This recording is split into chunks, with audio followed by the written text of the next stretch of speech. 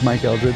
I've been in the music business since I was about 17. I was Grover Jackson's first employee hired at Charvel, and I started building guitars right then. I worked there for about 9 years, and then I left there and I went to work for Yamaha. And then after Yamaha, I played with Lee Rocker in a band called Big Blue, and I did that for about a year. And then Fender called me and asked me if I wanted to come work there.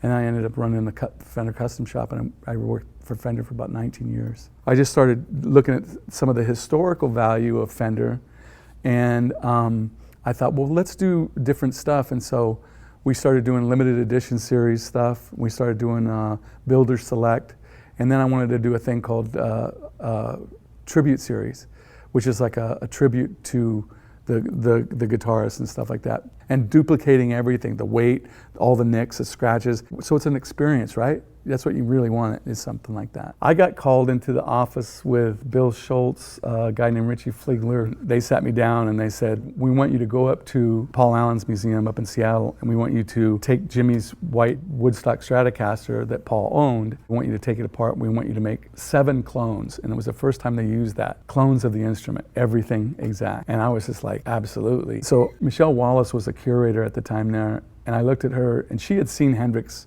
in concert a couple of times, and she was there kind of overseeing everything. And I had told them, I said, to do this right, I have to take this apart.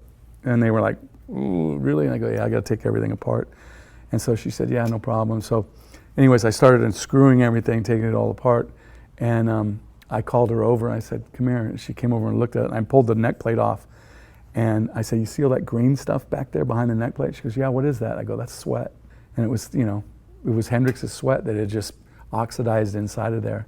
So it was a pretty cool moment. But anyways, the white Strat is the guitar that he played the longest. I went up, I took it all apart, replicated all the dings and stuff, photographed everything, videotaped everything. There's a screw missing here. There's the no switch tip. That's all like his is. Every nick, every scratch, every ding. On the back of it, one of the most interesting things that, I don't know if the camera can get this, but there's these like pock marks. And we were like, what the heck is this from, you know? So he's playing the guitar like this.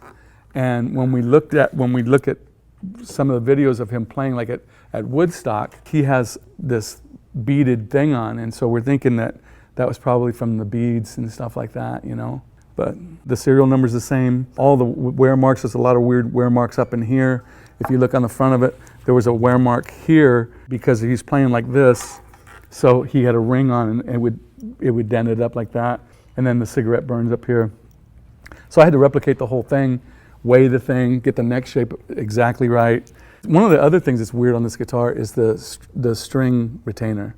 It's very close. Normally on a Stratocaster, it'd be back here, but this is like way up here. And you know, whenever I see pictures of Strats, I always look at that to see, I don't know what happened that day, but somebody just decided to put it there, which is basically the wrong spot. When I started building them out, they came to me and they said, we're not making 7 anymore, we're only gonna make 4. One's gonna go to Paul Allen at EMP, one's gonna go to Jimi Hendrix, one's gonna get auctioned off, and then the other one will stay at Fender. And I'm like, okay, you know. So I made 4. You know, I signed them on the inside, I dated them on the inside. This is 4 of 4. I did this in 2002. The folks at Fender gave me this one, and when I left there, and there's no other ones, so that's it.